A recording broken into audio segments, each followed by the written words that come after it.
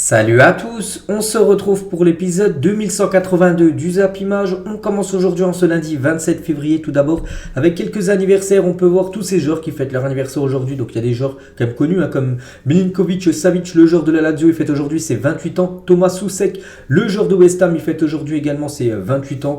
Et aussi Callum Wilson, l'attaquant de l'équipe de Newcastle, il fête aujourd'hui ses 31 ans. Ou même Alphonse Areola, l'ancien gardien de l'équipe du Paris Saint-Germain, joueur actuellement de West Ham, il fête aujourd'hui ses 30 ans. Et il y a aussi un club, un gros club, c'est l'équipe du Bayern Munich. Vraiment peut-être l'une des meilleures équipes au monde, on le sait tous. Donc cette équipe allemande fête aujourd'hui ses 123 ans d'existence. Bon anniversaire au Bayern. On continue cet épisode et on revient sur tout ce qui s'est passé sur ce week-end dans le monde du football, surtout en Europe avec les 5 gros championnats européens. Et on commence comme tous les lundis avec le championnat de Ligue 1. Et avec cette affiche, c'était le classique hier soir, le classique français entre l'OM et le PSG. Et le Paris Saint-Germain a pris sa revanche par rapport à la défaite en Coupe de France, qu'il y avait eu il y a quasiment un mois. Et cette fois-ci, c'est le PSG qui s'impose 3-0 du côté du Vélodrome. Donc Mbappé, énorme match, doublé pour Mbappé en plus, aussi une passe D. Et Messi, également un buteur, donc 2 passes D aussi de Messi. Donc incroyable, la victoire du Paris Saint-Germain qui remet, on peut dire, les pendules à l'heure avec cette équipe de l'OM. Donc très belle victoire du PSG du coup qui prend plus 8 points d'avance sur son dauphin qui est l'équipe de l'OM. On peut voir les statistiques de la partie. Pourtant Marseille, un peu plus de possession de balle, juste un petit peu. Mais sinon les tirs ont été plus côté Marseille, plus 19 tirs, ce qui est pas mal quand même. Mais seulement 6 tirs cadrés. Donc il y a eu quand même 6 arrêts de Donnarumma. Côté Paris Saint-Germain, 12 tirs, 7 tirs cadrés, 3 buts. Voilà, l'équipe la plus efficace a gagné le match. Donc félicitations au PSG et un classique de démonstration. Voilà, une victoire 3-0. Donc là, il n'y a quasiment pas de surprise, c'est la meilleure équipe qui s'est imposée hier soir. C'est bien le PSG qui a été meilleur que l'équipe de l'OM et officiel en s'imposant donc hier soir face à l'OM. Le PSG officiellement validé son maintien en Ligue 1. Voilà, c'est sûr qu'ils joueront une saison de plus en Ligue 1, même si on sait depuis longtemps que le PSG n'est pas une équipe qui joue le maintien, mais plutôt une équipe qui joue le titre. Mais voilà, officiellement avec le nombre de points pris, ils ne peuvent pas descendre en Ligue 2 la saison prochaine. Toujours avec le Paris Saint-Germain, Christophe Galtier à la fin du match, ça s'est fait. Voilà, ça s'est fait d'avoir, on peut dire, pris notre revanche contre cette équipe de l'OM. Il a également dit en conférence de presse, c'est une victoire importante par la manière, elle doit redonner du baume au cœur au groupe, aussi à nos supporters. J'ai une grosse pensée pour eux. N'oubliez pas que les supporters parisiens ne pouvaient pas faire le déplacement du côté de Marseille hier. Toujours avec Galtier après cette victoire, il a dit difficile de changer de système après une telle victoire parce qu'il est vraiment très content du match de ces joueurs. Il a également dit en parlant de Mbappé, donc Kylian est sûrement le meilleur attaquant actuellement au monde. C'est vrai que Kylian Mbappé actuellement il est énorme depuis son retour de blessure, il fait vraiment des grosses prestations. Donc on le connaît tous bien sûr, Kylian Mbappé, c'est du top niveau. Et toujours avec Mbappé de la part de Galtier, il a dit c'est un joueur qui a le sens du déplacement, il va vite techniquement, il a une vitesse d'exécution hors norme. Évidemment que la présence de Kylian est importante pour l'équipe. C'est vrai que du côté de Marseille ça n'a pas été la même chose aussi lors du match de Coupe de France puisque Mbappé n'était pas là, puis on a pu ressentir qu'il avait beaucoup manqué. Cette fois-ci Mbappé était là, puis regardez, il sort du match avec sur les 3 buts inscrits du PSG, il est décisif sur ces 3 buts, 2 buts et une passe D pour Kylian Mbappé. Toujours avec Galtier, il a dit j'avais privilégié de laisser Messi et Mbappé à l'intérieur. Le milieu a fait un gros match, notre victoire est méritée. C'est vrai que le dernier coup je l'avais dit, quand Marseille s'est imposé contre le PSG, il a dit que c'était mérité pour l'OM qui avait été largement supérieur aux Parisiens. Mais hier c'est bien le PSG qui a été meilleur que les Marseillais. Toujours avec Galtier, on pense que c'est grave pour Kimpembe. Il a une grosse blessure à la cheville. On va revenir sur Kimpembe là dans quelques minutes par rapport à sa grosse blessure. Donc je vous dirai ce qu'il a et ça sent pas bon du tout pour Presnel Kimpembe. Regardez la une du journal L'équipe aujourd'hui. Donc au lieu que ça soit Planète Mars, en gros c'est Planète Mbappé. Donc l'attaquant du PSG, auteur d'un doublé, d'une passe décisive, a sommet des Marseillais, relégués à 8 points maintenant. Avec 200 buts pour son équipe, il égale un certain Cavani, voilà, par rapport au meilleur buteur de l'histoire du PSG. Donc ça y est, Mbappé revient sur Cavani. Les deux sont à 200 buts. On peut voir le troisième, c'est Zlatan, 156 buts. Donc voilà, Mbappé, il lui a pas fallu beaucoup de matchs quand même pour revenir sur Cavani. On en parlait il y a quelques semaines qu'il était proche de rejoindre Cavani. Ça y est, c'est fait. Il est au même niveau. Le prochain but de Kylian Mbappé avec l'équipe du Paris Saint-Germain, il deviendra seul meilleur buteur de l'histoire du club. C'est incroyable, surtout à seulement 24 ans pour Kylian. Donc Mbappé, 24 ans, aura eu besoin de 54 matchs en moins pour égaler le record de Cavani. Donc Mbappé lui a fallu 247 matchs pour inscrire ses 200 buts, alors que Cavani lui a fallu 301 matchs pour inscrire ses 200 buts. Donc en gros, le ratio est meilleur pour Mbappé que pour Cavani, même si Cavani, bien sûr, il est très très bon, hein, son ratio. Et Mbappé, j'ai dit, 247 matchs pour 200 buts. On peut rajouter aussi les passes D, où il en a réalisé 95 de passes décisives. Hein, c'est énorme, donc il a été plus décisif que de matchs joués si on prend en termes les buts et passes D réalisés par Kylian Mbappé. Et 24 ans, est déjà meilleur buteur de l'histoire de son club. Hein, c'est trop. Voilà, c'est Kylian Mbappé, incroyable joueur, hein, qui restera longtemps gravé dans la mémoire de tous les supporters de football. Hein. Et Mbappé, tiens, une question d'Instant Foot, est-il le plus grand joueur de l'histoire du PSG alors qu'il est au club, hein, seulement depuis 5 ans, il est arrivé en 2017. Moi je dis oui les gars, c'est vrai qu'il est actuellement meilleur, enfin co-meilleur buteur de l'histoire du club, et tout ce qu'il a apporté à cette équipe parisienne, je pense que c'est le plus grand joueur de l'histoire du Paris Saint-Germain, c'est Kylian Mbappé. Toujours avec lui, donc pour revenir sur son match hier, donc il adore l'OM. Hein. Donc Mbappé, le deuxième meilleur buteur de l'histoire du classique, hein, derrière Zlatan Ibrahimovic, lui qui a inscrit 11 buts hein, contre l'Olympique de Marseille. Mbappé, avec son doublé hier, donc il a déjà inscrit 9 buts contre cette équipe de Marseille, hein, toute compétition confondue lors du classique. Donc voilà, il adore jouer, il adore être buteur hein, contre cette équipe de l'OM, Kylian Mbappé. Donc il a inscrit 9 buts, on peut voir en 14 matchs contre l'OM, hein, parce qu'il n'a perdu aussi aucun de ses 14 matchs contre l'Olympique de Marseille. Le match de Coupe de France, hein, perdu 3-1, il n'était pas présent. Enfin, vous vous souvenez, il était blessé, sinon il n'a jamais perdu. Il n'a jamais perdu hein, du côté de Marseille, ou même au Parc des Princes contre l'équipe marseillaise Kylian Mbappé. Toujours avec lui et toujours avec ce gros match hier, hein, donc il obtient une grosse note, hein, donc avec 2 buts et une passe D. Donc pour le journal Équipe, ça équivaut à une note de 9 sur 10. Donc c'est un match exceptionnel, hein, le 10 sur 10, c'est un match parfait. Donc c'est pas parfait, mais c'est exceptionnel, c'est grandiose hein, ce qu'a réalisé Kylian Mbappé. On peut voir ce qu'il a pu mettre sur ses réseaux sociaux. Tout d'abord sur son compte Instagram, hein, nous sommes le Paris Saint-Germain. Il a mis ça, sa dernière publication. Et aussi sur sa story Instagram, une journée au boulot avec une victoire. On peut voir la joie dans le vestiaire parisien à la fin de la rencontre.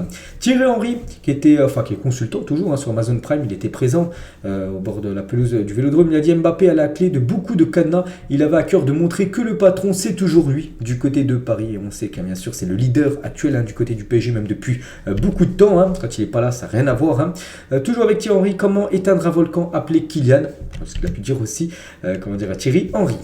Toujours avec Kylian Mbappé, tiens, parce que ça l'implique, on peut dire. Hein, le jeu parisien a légèrement penché du côté d'un certain Mbappé ce soir. Donc regardez la zone d'attaque de gauche, milieu et droite. Et on peut voir que le danger venait surtout du couloir gauche où jouait Kylian Mbappé. 50% des attaques venaient du couloir gauche. Hein, seulement 20% du couloir droit où Mbappé n'était pas présent. Et 31% du côté du milieu. Donc une attaque sur deux, en gros, c'est du couloir gauche où Kylian Mbappé, bien sûr, était positionné hier soir.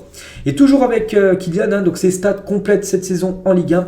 Donc il a réalisé 68 tirs hein, depuis son premier match cette saison en Ligue 1 pour 49 tirs cadrés, 21 matchs et 17 buts. Il est actuellement le meilleur buteur du championnat français. Il est ex-aequo avec 2 autres joueurs. Donc il y a lui seulement qui a marqué 1 voire même 2 buts hein, ce week-end. Donc maintenant seul meilleur buteur du championnat de Ligue 1. 17 buts hein, pour Kylian Mbappé. Donc en gros à chaque fois qu'on peut voir un point jaune, c'est un but inscrit hein, par Kylian Mbappé. Les points blancs en gros c'est des tirs cadrés arrêtés on va dire par les gardiens adverses. Ce duo-là, donc on a parlé de Mbappé, on va parler aussi de Messi qui a réalisé aussi un gros match, hein, la Pulga. Donc le duo Messi-Mbappé fait des ravages, hein, c'est vrai qu'ils ont fait très mal à cette équipe de l'OM. Donc Mbappé, je l'ai dit, 2 buts, une passe D, et Messi lui c'est le sens inverse. Hein, donc c'est aussi très bien, 2 passes D et 1 but. Voilà les 2 buts de Mbappé, c'est Messi qui a été auteur de ces passes D. Donc félicitations à ces deux-là, donc 25e, 29e, 55e, on peut voir à chaque fois qui a donné la passe D pour le but de l'autre. Hein. Et Léo Messi, donc avec son nouveau but, hein, parce qu'il a inscrit un but hein, sur une magnifique passe, elle est magnifique la passe quand même de Mbappé hier. Hein. Donc il a désormais inscrit 700 buts en club, il est à 699 avant le match, ça y est, 700 buts inscrits en club, donc avec le Barça et avec le PSG, les 2 clubs où il a évolué dans sa carrière. Donc avec le FC Barcelone, 672 buts inscrits en club, hein. Et avec le PSG, 28 buts, ce qui fait 700 buts en club pour Léo Messi. On peut bien évidemment que le féliciter. Et donc il a inscrit ce 700e but lors d'un classique, hein, mais pas juste une barre aussi symbolique quand il a inscrit son 500e but, hein, qui a aussi été un but très important pour Messi. C'était lors d'un classico face au Real Madrid. Donc voilà, pour passer les caps, hein, 500 même 700, c'est lors des grands matchs hein, que Messi est buteur.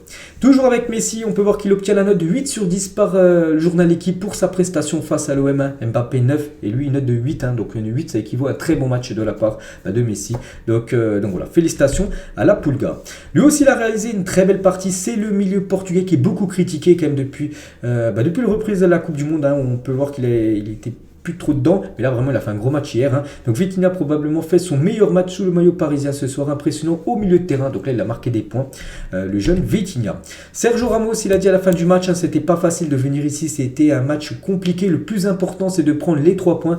On a fait des différences, on a changé dans l'agressivité, dans l'intensité. Voilà ce qu'a pu dire Sergio Ramos. Il sait que c'est toujours compliqué d'aller chercher la gagne du côté de Marseille, mais hier soir il y a eu cette gagne pour l'équipe parisienne. Marquinhos, le capitaine, il a dit on voulait changer cette image du dernier match où il y a eu la défaite 3-1.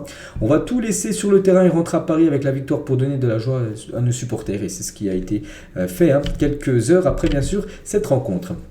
Nasser, il a dit, le président du PSG, on a fait un grand match ce soir, je suis fier de l'équipe, on a gagné avec la manière. Il parle aussi du coach Christophe Galtier qui est quand même sur la sellette depuis quelques temps. Donc il a dit, j'ai toujours eu confiance en mon coach, je sais ce qu'il peut donner. Cela a été compliqué après la Coupe du Monde pour tout le monde, mais spécialement pour nous parce qu'on avait beaucoup de joueurs concernés. Il y a beaucoup de joueurs du Paris Saint-Germain qui ont joué la Coupe du Monde et du coup après ça a été compliqué de se remettre dans le bain. On pense surtout aux 3 attaquants parisiens et du coup voilà ce que peut dire Nasser, qu'il a encore énormément confiance en Christophe Galtier. On verra après ce que ça donnera bien sûr après le match contre le Bayern le 8 mars prochain. Tout dépend aussi si le PSG se qualifiera ou non. On va parler du seul point négatif de la soirée. Ça c'est un gros coup dur pour le PSG, pour ce joueur, parce qu'il revenait de blessure, là ça il y a à peu près 2-3 semaines et s'est blessé. Et Kimpembe souffre d'une rupture du tendon d'Achille. Le tendon d'Achille, c'est une très grave blessure. Je vais vous dire une petite info par rapport à moi. J'ai eu cette blessure, on joue en amateur, j'ai eu ça le 11 septembre dernier. Donc j'étais lors d'un match avec mon équipe et j'ai rejoué seulement hier, c'était mon premier match on va dire avec mon équipe, donc quasiment 6 mois après. Donc en gros Kimpembe les gars il est absent pendant au moins minimum 6 mois parce que ça prend beaucoup de temps et ça fait très très mal. J'ai eu ça, j'ai dit je vais me faire opérer, c'est une petite info concernant et voilà, donc il a la même blessure que moi et je pense qu'il doit vraiment souffrir parce que ça fait très très mal. Donc déjà je lui souhaite un bon rétablissement donc là pendant quasiment 6, 7, 8 mois, parce que lui peut-être ce sera encore la durée de son retour sera encore plus loin que moi, parce que moi je suis un amateur alors que lui c'est un professionnel. Donc terrible image pour Kimpembe.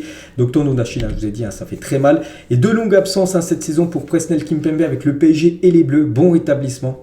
Kimpembe, c'est qu'il avait déjà été blessé, souvenez-vous. Il avait dû même louper la Coupe du Monde, donc là il est revenu, ça fait quasiment 1 mois qu'il a repris l'entraînement, tout ça, puis il se reblesse encore, en plus là la blessure encore plus grave que celle d'avant, donc une saison vraiment galère, on peut dire une saison cauchemar pour Presnel Kimpembe, et on peut voir qu'il a rejoint le banc des remplaçants avec une attelle et des béquilles, donc voilà, bon rétablissement à lui.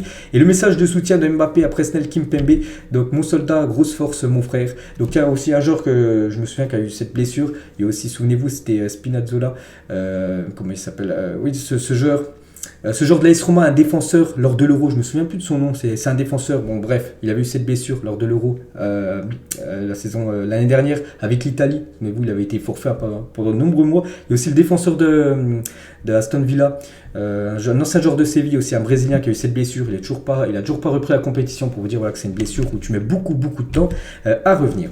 Bref, on continue les gars sur ce match hier et les Parisiens savourent leur victoire dans le vestiaire. Donc une petite photo des joueurs parisiens bien sûr à la fin de la rencontre. On peut voir qu'ils étaient tous heureux bien sûr vu qu'il y a eu les 3 points et surtout une victoire lors d'un classique, il ne faut pas l'oublier. Côté Marseille, quelques déclarations tout d'abord d'Igor Tudor. La différence par rapport au match de Coupe de France, c'est le PSG qui l'a fait. Leur façon de jouer, leur attitude, leur numéro 7 qui était présent, alors qu'il n'était pas présent bien sûr au match de Coupe de France. Et bien sûr tous ces petits changements, ça fait que le PSG hier a été meilleur que l'équipe de l'OM. Toujours avec Tudor, les absents en défense n'ont pas aidé, mais je ne pense pas que cela aurait fait la différence. Parce qu'on sait que par exemple Mbamba n'était pas là, il était suspendu, mais il dit que même s'il aurait été là, il ne pense pas que ça aurait fait la différence, que son équipe aurait aussi peut-être perdu, même s'il aurait été présent. Mbamba, toujours avec Tudor, il parle de Mbappé, a eu trop d'espace parce qu'il vient d'une autre planète et le PSG était très motivé. Cela fait longtemps qu'ils n'ont pas couru comme ça, on a fait de notre mieux. Voilà ce qu'a pu dire Igor Tudor. Et le discours fair play d'Igor Tudor avec le PSG, avec cette mentalité de gagner, d'être concentré, de courir. C'est incroyable la façon qu'ils ont de courir. Regardez Marco Verratti, je ne l'avais pas vu courir depuis pas mal de temps comme ça. Bravo à eux. Donc voilà, c'est vrai que le PSG en voulait beaucoup plus que le match de Coupe de France. C'était très timide. Ils n'avaient pas du tout, on a l'impression que le PSG ne voulait pas se qualifier lors du match de Coupe de France. Mais hier, ils voulaient vraiment montrer un autre visage et ils l'ont montré hier à l'équipe parisienne.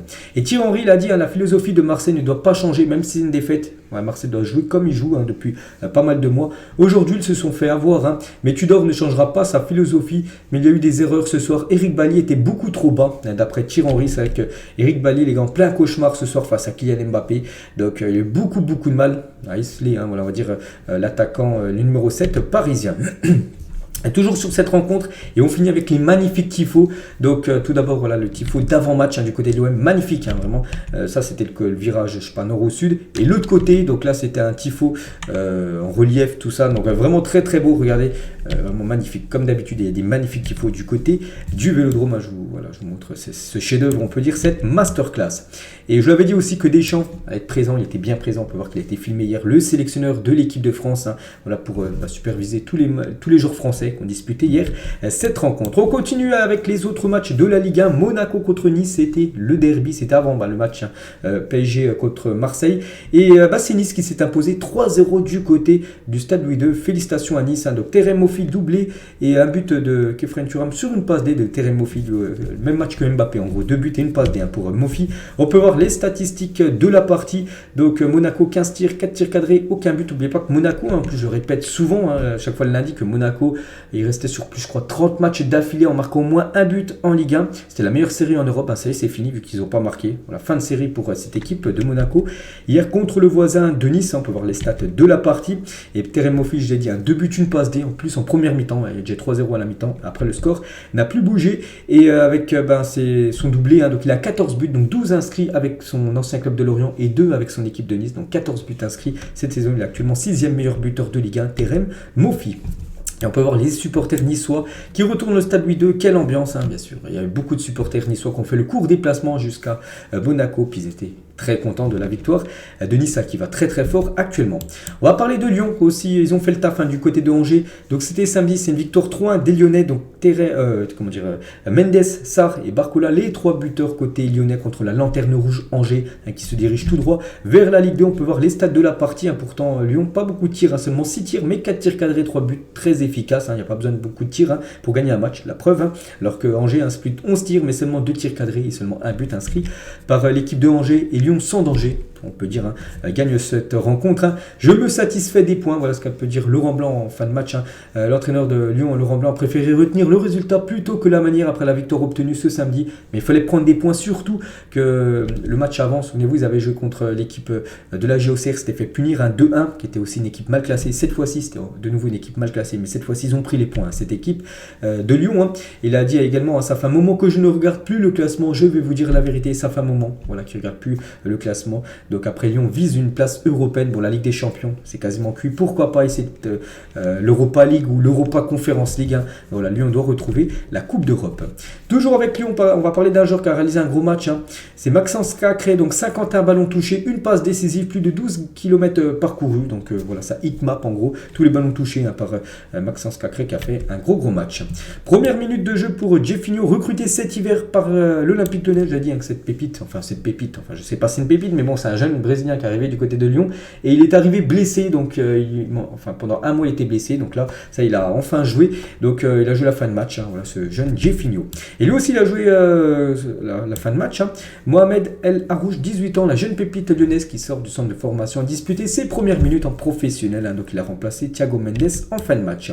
Et côté Angers, donc c'est de nouveau une défaite, et avec seulement 10 points au compteur, Angers battra-t-il le triste record de 17 points du Racing Club de Lens lors de la saison 88-89, donc 17 points en une saison, c'est le pire une pire saison pour un club avec le si peu de points de prix, donc 17 par Lens, et là Angers a seulement 10, donc attention Angers qui pourrait être dans les palmarès bien sûr de la Ligue 1 par rapport à si peu de points pris en une saison. On continue avec les autres matchs. Nantes contre l'équipe de Rennes et c'est Rennes qui s'est imposé 1-0 contre Nantes. Doku, l'unique buteur du match. On peut voir les statistiques de la partie, mais c'est pourtant bien Nantes qui a eu plus de 8 tirs cadrés, quand même aucun but inscrit. Donc Rennes, félicitations à eux. Et donc il s'agit comme de la première victoire à l'extérieur de Rennes en Ligue 1 depuis le 23 octobre dernier. C'est qu'ils ont beaucoup gagné de matchs à domicile, mais très peu à l'extérieur. Et là, ça faisait quasiment 5 mois qu'ils n'avaient pas gagné à l'extérieur. Chose faite hier pour cette équipe de Rennes. Et Rennes compte 46 points après 25 matchs de Ligue 1. Donc également son plus haut total de son histoire à ce stade de la compétition. Pareil, en 2010-2011, il avait aussi 46 points, donc c'est une saison historique du côté du Stade Rennais. Et toujours avec Rennes, donc a marqué lors de chacun de ses 24 derniers matchs de Ligue 1. Donc c'est la meilleure série actuellement en Ligue 1. Avant c'était Monaco, mais vu que Monaco n'a pas marqué ce week-end, donc voilà, le Stade Rennais égale la plus longue série du genre de son histoire dans l'élite, établie entre février et octobre 2018. Donc félicitations au Stade Rennais. Et l'unique buteur, j'ai dit, c'est Doku, qui a inscrit son premier but de la saison en Ligue 1 après 18 matchs. Il n'a marqué que 2 buts en Ligue 1 sur les 2 dernières saisons en 32 matchs. Et là, il a été buteur, il a déjà été buteur et il avait fait aussi un gros match contre le Shakhtar, malheureusement aussi l'élimination de Rennes jeudi dernier de la Coupe d'Europe. Il a obtenu la note de 7 sur 10 aujourd'hui dans le journal Équipe par rapport à son gros match. Et il y avait aussi beaucoup de supporters rennais qui ont fait le court déplacement de Rennes jusqu'à Nantes pour aller suivre leur équipe du côté de la Beaujoire. Il y avait aussi Montpellier contre l'équipe de Lens, score final 1 partout. Maoussa et Fulgini, les 2 buteurs. Voilà, chacun bien sûr pour son équipe. On peut voir que Lens a dominé, mais Montpellier prend un bon point. Donc voilà, Lens fait un petit peu du surplace, ils n'arrivent plus trop à gagner. On va parler de Fulgini, le premier buteur du match. Donc il a ouvert le score après 3 minutes et 7 secondes. Donc il a inscrit le but le plus rapide de Lens en championnat cette saison. Voilà, la nouvelle recrue, n'oubliez pas qu'il est arrivé lors du dernier mercato hivernal. Et on peut voir qu'il a obtenu la note de 7 sur 10 par rapport à sa prestation, Fulgini. Et Jordan Ferry, également la note de 7. Un bon match de la part des deux hier lors de cette confrontation entre Montpellier et Lens. Et le buteur côté Montpellierin, c'est Maoussa qui fait 1m70. J'ai toujours rêvé de marquer un but de la tête. Aujourd'hui, c'est arrivé. Je remercie Dieu. C'est mon premier. C'est fantastique. Donc voilà, chose faite pour lui. Il rêvait de marquer un but de la tête. Et hier, son but a été inscrit de la tête contre l'équipe de Lens. On va parler de Lorient qui fait du surplace actuellement. Il joue une équipe mal classée, l'équipe de l'AG Auxerre. Et c'est l'AG Auxerre qui s'est imposé 1-0. Félicitations à cette équipe bourguignonne. Pourtant, Auxerre, c'est seulement un tir cadré. Ils ont marqué ce but, cette frappe cadrée a fini au fond des filets alors que Lorient plus de 18 tirs, 4 tirs cadrés, aucun but inscrit par les Lorientais. Et le gardien de l'AG Auxerre qui a eu 4 arrêts à faire, surtout un arrêt en toute fin de match à la 95e minute. Il a sauvé, on peut dire, cette équipe de l'AGA. Et du coup, il a obtenu la note de 8 sur 10. Donc Radu, le gardien auxerrois. Reims contre Toulouse, grosse victoire du stade de Reims, 3-0 contre le TFC. Ito, Munetsi et Abdelhamid, les 3 buteurs côté Reims. On peut voir les statistiques de la partie. Et Will Steele, à 30 ans, vient d'enchaîner un 17e match sans défaite. C'est vrai qu'à chaque fois, je vous montre les stats du coach actuellement de Reims, mais match après match, il ne perd pas. Du coup, ça augmente à chaque fois ce total. On peut dire 17 matchs d'affilée sans défaite pour lui. Les travaux de cet homme sont colossaux. Et n'oubliez pas, on rappelle qu'il n'a pas les diplômes pour entraîner une équipe de Ligue 1 et que Reims paye une amende tous les week-ends d'environ 25 000 euros à la LFP, vu qu'il n'a pas le droit d'entraîner, vu qu'il n'a pas les diplômes. Mais bon, il fait tellement du bon taf que Reims, bien sûr, le conserve au poste d'entraîneur. Et toujours avec Reims, les 2 derniers succès de Reims en Ligue 1 ont été acquis par au moins 3 buts d'écart. Donc il y a eu 4-0 il y a quelques jours contre 3 et là 3-0 contre l'équipe de Toulouse. Donc tout va bien actuellement pour cette équipe, on peut dire surprise. Cette équipe épatante qui est le Stade de Reims. Et Reims a marqué 2 buts lors de ses 7 premières minutes de jeu contre Toulouse. C'est qu'il y a déjà 2-0 au bout de 7 minutes de jeu. Une première depuis le 28 mai 1960. C'était lors d'un match face à l'équipe du Havre. Il y avait aussi l'AS Ajaccio contre l'équipe de 3 menés 1-0 mais ils ont perdu le match après 2-1. Donc belle victoire de l'AS Ajaccio. Donc Youssef Belaï, qui a été buteur, a marqué son 6e but de cette saison, plus que tout autre joueur d'Ajaccio en Ligue 1. Le retour de l'attaquant algérien fait du bien à l'AS Ajaccio, je crois qu'il était blessé lors des derniers matchs. Et côté troyen, donc malgré la défaite, Mama Baldé a été encore buteur. Donc 10 buts et 3 passes décisives pour ce joueur. Je pense qu'il quittera le club, surtout si 3 descend en Ligue 2 saison prochaine. Et pour finir, la dernière affiche, c'est entre Clermont et Strasbourg, score final à partout entre ces deux équipes. Et à noter que côté strasbourgeois, c'est de nouveau Habib Diallo qui a été l'unique buteur côté Strasbourg. Il a inscrit chacun des 5 derniers buts de Strasbourg en Ligue 1. Donc le dernier joueur à avoir réalisé une telle performance, c'était en septembre 96. Il s'agit de David Zitelli qui avait inscrit aussi les 5 derniers buts de l'équipe de Strasbourg. Donc voilà la grosse performance d'Habib Diallo. Donc voilà tous les résultats de cette journée de Ligue 1 avec ce gros match. Bien sûr le PSG avec cette belle victoire contre Marseille, 3-0. Classement des meilleurs buteurs, donc Mbappé parmi les 3 premiers là. Donc il n'y a que lui qui a marqué. Donc Mbappé maintenant 17. David Balogun qui n'ont pas marqué reste à 15. Mofi avec son doublé 14, il revient sur Lacazette et Ben Yedder. On peut voir Neymar qui a 13. Messi qui a marqué ce week-end est à 12 buts dans ce classement des meilleurs buteurs de Ligue 1. Et cette fois-ci le classement tout court de la Ligue 1. Donc le PSG avec cette victoire du coup prend plus 8 par rapport à Marseille. 60 pour le PSG, 52 pour Marseille. Monaco avec sa défaite aussi fait du surplace. Lens qui n'a pas gagné. C'est peut-être Rennes qui fait la bonne opération malgré qu'ils sont encore loin de l'équipe de Lens. Donc voilà, c'est vraiment le PSG qui fait la très très bonne opération on peut dire de ce classement parce qu'après les 3 autres équipes, il n'y en a aucune qui a gagné. Ni Marseille, ni Monaco, ni l'équipe de Lens. Donc on passe cette fois-ci en Angleterre. On commence tout d'abord avec une finale. C'était la finale de la Carabao Cup, la coupe de la Ligue anglaise entre Manchester United et l'équipe de Newcastle. C'était hier et c'est Manchester United qui s'est imposé 2-0. Casemiro, bon c'est marqué Botman, mais du coup le but a bien été validé par Marcus Rashford. C'est bien Rashford qui inscrit ce deuxième but. Du coup victoire 2-0 de Manchester United. On peut voir les statistiques de la partie. Regardez, efficace Manchester. Plus de 14 tirs, 10 tirs cadrés et comme 8 arrêts de la part de Karius qui gueulait hier du côté de Newcastle. Newcastle n'a pas existé, seulement 2 tirs cadrés. Donc victoire logique et méritée de Manchester United. Et Manchester du coup remporte la Carabao Cup.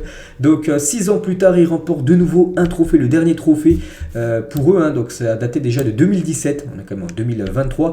Et c'était, souvenez-vous, l'Europa League. C'était avec l'ère José Mourinho. Vous avez battu, je ne sais plus c'était qui, je crois l'Ajax en finale. Bon, je suis plus sûr, mais bon voilà. C'était en 2017 et ça y est, ils n'avaient rien remporté depuis. Et ça y est, avec Erik ten Hag, ils remportent la Carabao Cup. Bon, qui n'est pas non plus un énorme trophée, mais ça reste un trophée de plus dans le palmarès immense de cette équipe de Manchester United. Donc félicitations à cette équipe.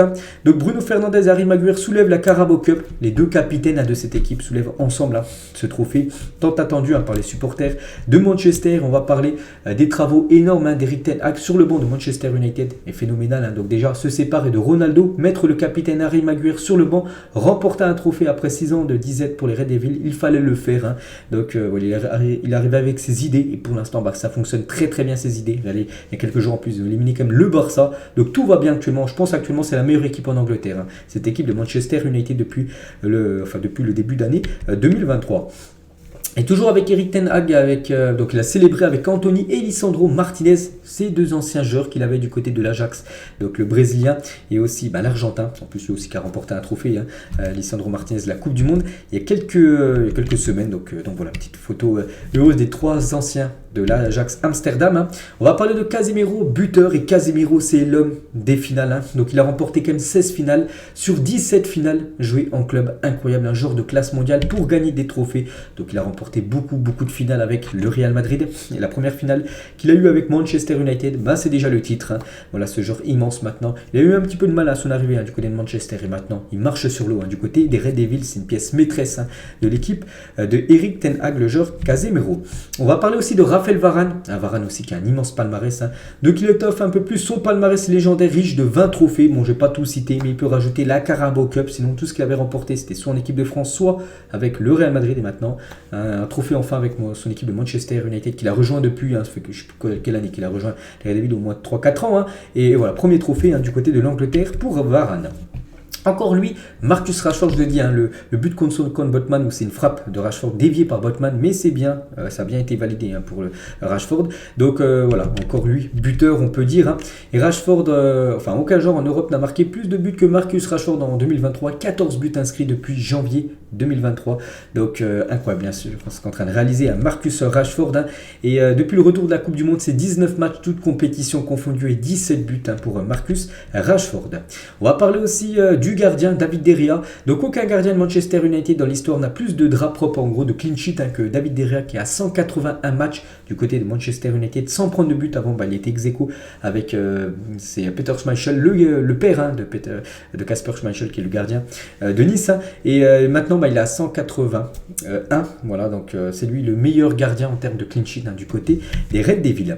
On va parler de l'autre gardien, Karius. Et Karius qui a joué titulaire, il a fait un gros match malgré que son équipe a perdu 2-0. J'ai dit, il a fait 8 arrêts quand même, le score est le score a pu être beaucoup plus lourd. Hein. Et Karius entame son premier match, donc il avait plus joué, ça faisait 728 jours qu'il n'avait pas joué un match. Il a joué, je l'ai dit, il a fait plutôt une belle finale malgré la défaite. Hein. Voilà, il ne pouvait pas tout arrêter, bien sûr, vu que sa défense l'a complètement lâché. Et les fans de Newcastle en force à Wembley, par exemple, regardez ce fan qui a gravé, enfin qui a plutôt été au tatoueur faire le tatouage NUFC, donc Newcastle Football Club, en tatouage sur le ventre. Hein. Donc voilà, dommage pour Newcastle, il n'y aura pas de trophée, enfin la Carabao Cup ne sera pas remportée cette saison. On continue cette fois-ci, toujours en Angleterre, mais cette fois-ci avec la Première Ligue, hein, le championnat. Et on commence avec le leader Arsenal qui joue du côté de Leicester, et Arsenal s'est imposé, petite victoire, mais victoire importante, 1-0. Martinelli, l'unique buteur du match à la 46e minute de jeu. On peut voir la domination totale. Hein. Des Gunners, un peu 2 tirs cadrés seulement, mais un but. Hein. Alors que Leicester, seulement une frappe dans le match, elle n'a même pas été cadrée, hein, cette frappe. Donc Arsenal s'impose logiquement. Et Zinchenko avec son brassard aux couleurs de sa patrie à l'occasion des 365 jours écoulés depuis le début de la guerre en Ukraine. Donc c'est lui qui a été le capitaine de cette rencontre, vu que ça faisait un an jour pour jour. Donc samedi quand ils ont joué du début de la guerre, hein, vous savez, en Ukraine. Donc c'est pour ça qu'il avait ce brassard de capitaine aux couleurs du drapeau ukrainien. On va parler du dauphin de Arsenal, c'est Manchester City qui a réalisé aussi une belle performance, hein, une belle victoire 4-1 du côté de Bournemouth. Alvarez, Haaland, Phil Foden et un but contre son camp. Donc belle victoire, hein, de Manchester City. On peut voir les statistiques de la partie. Donc victoire est méritée, rien à dire. Des Citizens et Haaland, buteur, hein, contre Bournemouth. C'est seulement son 6e but en 2023. Tout à l'heure on a parlé de Rashford qui est quasiment double, hein, de nombre de buts inscrits, alors que lui c'est seulement son 6e en 2023. Bon, c'est déjà pas mal. On sait qu'Haaland peut marquer beaucoup plus, hein. Mais depuis août dernier, là c'est beaucoup, hein. Donc il a inscrit son 27e but de la saison en Première Ligue. Depuis août dernier, déjà 27 buts inscrits en Première Ligue. Donc avec 27 buts marqués, Erling Haaland devient le meilleur buteur de l'histoire de Manchester City sur une saison en Première Ligue. Et il lui reste encore 13 journées pour dépasser et surtout pulvériser l'ancien record de Kun Agüero. Lui qu'on avait inscrit 26 buts et ça a été le meilleur buteur de City sur une saison avec 27 buts, Kun Agüero. Et lui il est déjà 27 buts avec City. Il reste encore 13 matchs à jouer pour Haaland. Donc voilà, on pense qu'il va encore marquer quelques buts, hein. Donc voilà, il va pulvériser l'ancien record de Kun Agüero. Et si on prend en compte en plus les autres compétitions comme la Ligue des Champions, tout ça, donc il a 33 buts cette saison, Erling Haaland, on n'est qu'en février, donc il dépassera certainement la barre des 50 buts, toutes compétitions confondues à la fin de la saison, Erling Haaland. Et Pep Guardiola, il a dit à la fin du match, hein, quand les supporters font 5 ou 6 heures en voiture, achètent un billet avec nos salaires, nous devons courir que ce soit à 3, 4 ou 5-0, il faut toujours avoir la même intensité, il a dit, tant que je serai dans ce club, hein, vous ne pourrez jamais remettre en question les efforts mis dans les prestations, donc voilà ce qu'a pu dire un Pep Guardiola. On va parler d'un autre match, hein, c'était entre Tottenham et Chelsea, c'était hier et c'est Tottenham qui s'impose 2-0 contre les Blues de Chelsea où actuellement c'est une catastrophe totale, hein. Donc Skip, magnifique but et Harry Kane aussi buteur. Donc voilà tout d'abord les statistiques de la partie et Chelsea la tête sous l'eau, hein. Chelsea, je vous ai dit, hein, c'est une catastrophe, hein. Je suis sûr qu'actuellement je ferais mieux que le coach actuellement des Blues si j'étais le coach actuel de Manchester, hein, enfin de Chelsea plutôt. Donc Chelsea n'a gagné que 2 matchs depuis le 3 novembre dernier. Catastrophe totale, hein. Ils ont disputé 15 matchs au cours de cette période, hein.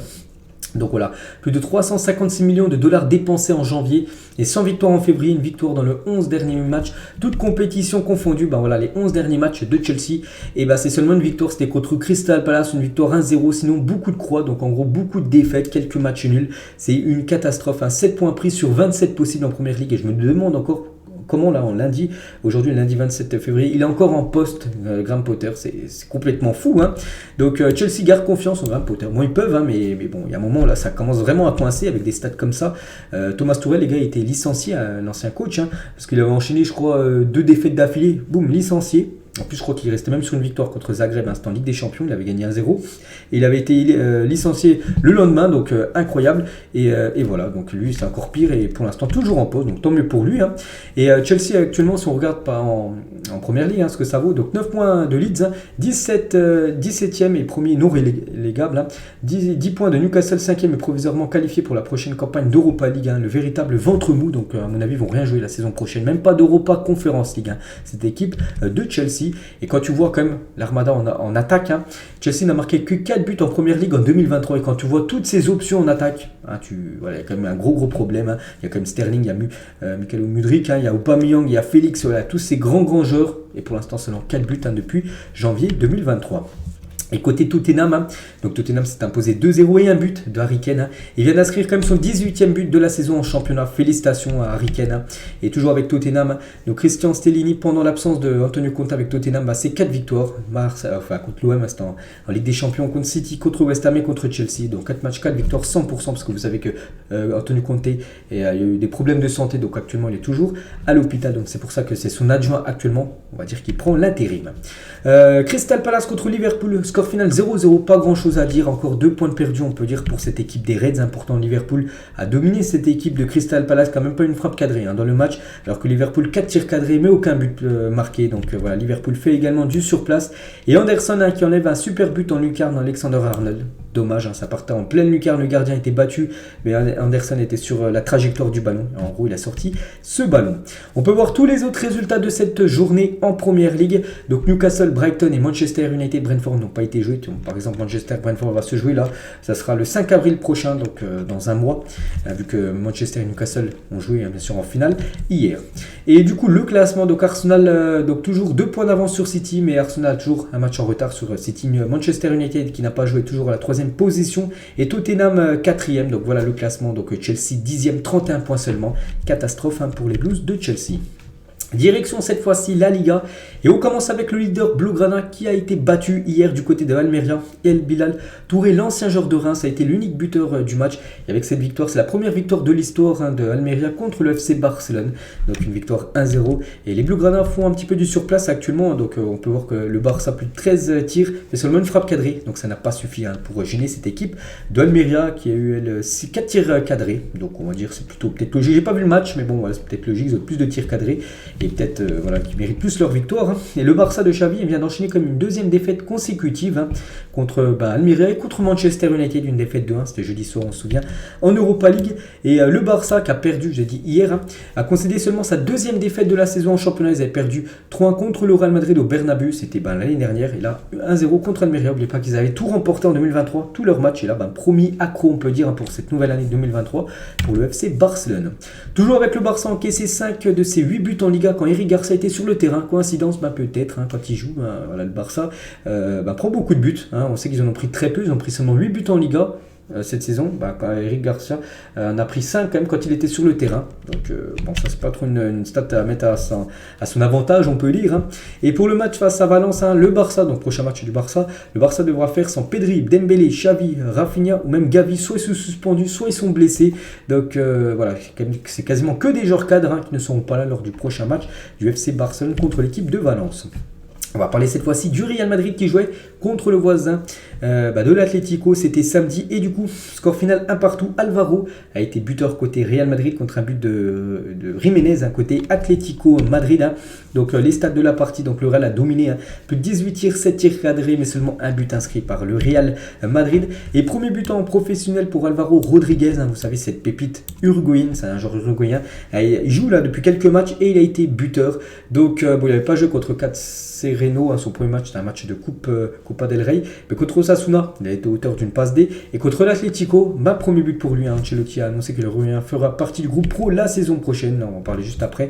Donc Alvaro Rodriguez est élu homme du match, une belle soirée pour lui. Donc voilà, un nom à surveiller maintenant du côté de Madrid, ce jeune joueur Alvaro Rodriguez. Je vous l'ai dit, Ancelotti en conférence de presse, c'est le jour avec l'équipe première la saison prochaine, nous n'avons pas d'autres joueurs comme lui. Donc pour l'instant, voilà, il remplace en super sub, et peut-être l'année prochaine pour avoir encore beaucoup plus de temps de jeu, cette pépite encore qui sort bien sûr du centre de formation du Real Madrid. Concernant ce match, on a parlé tout à l'heure de la grave blessure de Kimpembe. Il y a un joueur aussi gravement blessé, donc c'est Reinildo, l'ancien joueur de Lille, donc gravement blessé face au Real. Donc Reinildo est victime d'une déchirure du ligament croisé antérieur du genou droit. Fin de saison pour le joueur de l'Atlético Madrid. On lui souhaite également un bon rétablissement à Reinildo.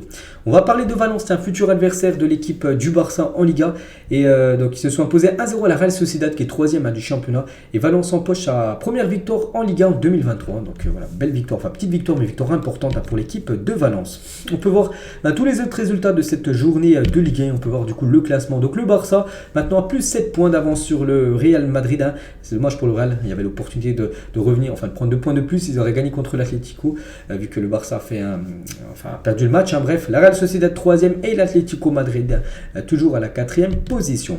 On prend la direction de l'Italie. On commence avec le leader Naples qui jouait du côté de Empoli. C'était je crois samedi après-midi. Et Naples s'est imposé 2-0. Donc Osimhen de nouveau a été buteur incroyable. Donc tout d'abord les stats, donc toujours en faveur de Naples qui domine totalement tout actuellement. Et Naples vient d'enchaîner quand même une 8e victoire consécutive en championnat. Tout va bien pour Naples qui s'est imposé à Francfort en Ligue des Champions, on se souvient 2-0. Ça va aussi en Ligue des Champions, 8 victoires, en Serie A avec 8 victoires d'affilée. Donc voilà, tout va bien actuellement pour l'équipe de Naples. Et Osimhen vient d'inscrire quand même son 19e but de la saison en Serie A, incroyable. Donc en 20 matchs, 19 buts pour lui. Et c'est aussi son 7e match consécutif avec au moins un but marqué pour Victor Osimhen. Donc voilà, vraiment grand joueur, un attaquant nigérian. On va parler de l'Inter, c'est la mauvaise opération parce que ce sont dauphins de Naples. Ils ont perdu contre l'équipe de Bologne 1-0. Donc coup d'arrêt pour l'équipe de l'Inter, du coup, qui laisse vraiment Naples vraiment s'envoler pour ce titre de Scudetto. Et avec la défaite de l'Inter, Naples a maintenant 18 points d'avance sur son dauphin. Cette équipe roule sur le championnat d'Italie, cette équipe de Naples. Regardez, si on prend le classement en relief avec le nombre de points à chaque fois, donc Naples 65 points et l'Inter 47 points. Donc je ne sais pas, ça fait combien, quasiment à 18 points d'avance. On peut le dire que c'est quasiment fait pour Naples. On ne voit pas du tout comment Naples, pour enchaîner quasiment, il reste à peu près une quinzaine de matchs, enchaîner quasiment 10 défaites. Moi, sur leurs 15 derniers matchs qui restent, c'est quasiment impossible. Naples sera champion d'Italie à quasiment 99% sûr. On va parler de l'AC Milan qui joue contre l'Atalanta Bergame. Et l'AC Milan a fait le taf, une victoire 2-0 pour l'équipe de Milan contre l'Atalanta Bergame. On peut voir les statistiques de la partie, donc victoire logique. Bergame, c'est seulement 3 tirs, aucune frappe cadrée, alors que l'AC Milan, c'est plus de 13 tirs, 3 tirs cadrés et 2 buts inscrits par l'équipe de Mike Maignan, qui a fait son retour plus de 161 jours après. Mike Maignan est titulaire avec l'AC Milan face à l'Atalanta Bergame et ça fait plaisir déjà pour Milan, pour lui et pour l'équipe de France avant le rassemblement dans à peu près 3 semaines des Bleus. Donc voilà, Mike Maignan avec ce maillot spécial, c'était le 4e maillot de l'AC Milan hier qui a été dévoilé, et donc le maillot gardien doré, magnifique. On va parler aussi de ce joueur qui a fait aussi ce retour, c'est Zlatan Ibrahimovic qui fait son retour sur le terrain, lui 280 jours après. Donc ça faisait 9 mois qu'il n'avait pas joué, il était encore blessé depuis plus longtemps que Mike Maignan. Et lui aussi il a rejoué hier. Donc tout d'abord Zlatan avec ce magnifique maillot, je vais montrer de l'AC Milan hier. Donc voilà quelques photos de Zlatan et quelques autres photos aussi des joueurs de Milan avec ce sublime maillot que j'ai montré il y a quelques jours, que les Milanais allaient porter hier soir contre l'Atalanta. C'est que porté, il est magnifique ce maillot qui est pour moi une masterclass. Et toujours avec ce match hier, on peut voir que la mère d'Elon Musk, par exemple propriétaire de Twitter, donc sa maman était à San Siro pour assister à ce match hier, Milan-Atalanta. Donc elle a publié ça hier sur son réseau Instagram. Du coup, tous les autres résultats de cette journée en Italie. Donc il reste encore des matchs, 2 affiches encore aujourd'hui, 2 autres demain avec par exemple la Juventus qui jouera contre le Torino, même l'AS Roma qui ira défier l'équipe de Cremonese. Ça sera demain à 18h30. Du coup, le classement aussi de ce championnat italien, avec Naples qui est en première place, peut-être la deuxième place sera peut-être maintenant l'objectif pour les autres équipes. Donc l'Inter 2e, l'AC Milan 3e et l'AS Roma 4e avec un match en retard. Donc la Juventus 8e. Donc voilà, concernant ce championnat italien. Et on finit ce tour d'Europe comme d'habitude avec le championnat allemand. Et on commence avec le Bayern qui joue contre Union Berlin, 2 grosses équipes. Les 2 équipes étaient au même nombre de points dans cette rencontre. Et le Bayern s'est imposé avec la manière 3-0. Choupo-Moting, Coman et Musiala, les 3 buteurs ont été inscrits en première période. Donc vraiment rien à dire. Quand le Bayern doit gagner le match, il le gagne. Donc 19 tirs, 10 tirs cadrés, 3 buts inscrits. C'est arrêt pour le gardien d'Union Berlin, sinon le score aurait pu être beaucoup plus lourd. Union Berlin, c'est seulement une frappe cadrée, donc ils n'ont pas existé hier du côté du Bayern Munich. On va parler de Kingsley Coman, ce très très grand joueur Kingsley Coman, et auteur de 1 but et une passe D lors des 40 premières minutes de jeu. Kingsley Coman toujours décisif du côté du Bayern. On va parler aussi de Choupo-Moting, il inscrit quand même 14 buts lors de ses 17 derniers matchs avec le Bayern Munich, incroyable. Choupo-Moting qui remplace parfaitement Lewandowski, on sait qu'a quitté le club en août dernier. On va parler aussi d'un retour, on a parlé tout à l'heure du retour de Mike Maignan, de Zlatan du côté de Milan, mais du côté du Bayern, c'est Sadio Mané, il a repris le chemin de la compétition plus de 110 jours après sa blessure, qu'il avait éloigné des terrains et qu'il avait du coup manqué la Coupe du Monde.